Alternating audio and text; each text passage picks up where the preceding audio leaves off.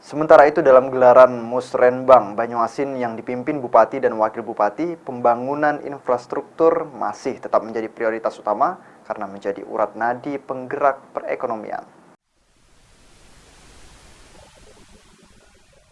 Musrenbang tahun 2023 merupakan musrenbang terakhir yang dipimpin langsung Bupati dan Wakil Bupati Banyuasin. Disampaikan Bupati Banyuasin menegaskan jika turunnya angka kemiskinan dan tumbuhnya ekonomi masyarakat Banyuasin tidak lepas dari 7 program pembangunan, di mana salah satunya pembangunan jalan poros.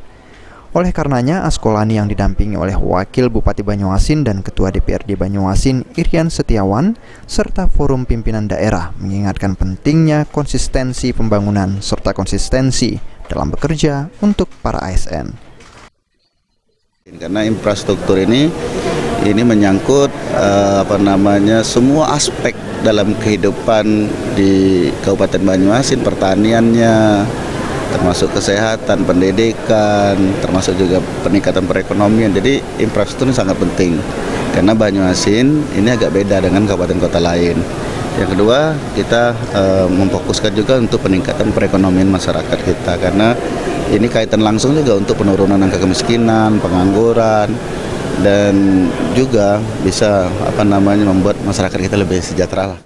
Menyikapi pesan Bupati Banyuasin Askolani, Kepala Bapeda dan Litbang Banyuasin Kosarudin pihaknya telah mensinkronkan program prioritas nasional dan Sumsel yang secara kebetulan sesuai dengan 7 program prioritas Bupati Banyuasin, yakni perekonomian kerakyatan, reformasi birokrasi, pembangunan infrastruktur.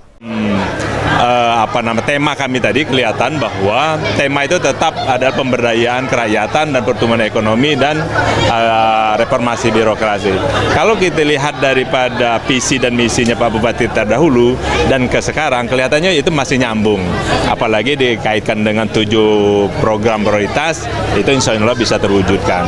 Baik untuk dalam rangka pemberdayaan sumber manusia, pertumbuhan ekonomi, dan tentunya pemerintahan terbuka dan reformasi birokrasi. Jadi insya Allah apa yang kita rencanakan nanti itu bisa berkesinambungan. Sehingga yang namanya pertumbuhan ekonomi, kemiskinan itu bisa turun, pengangguran bisa turun. Sulaiman, PAL TV.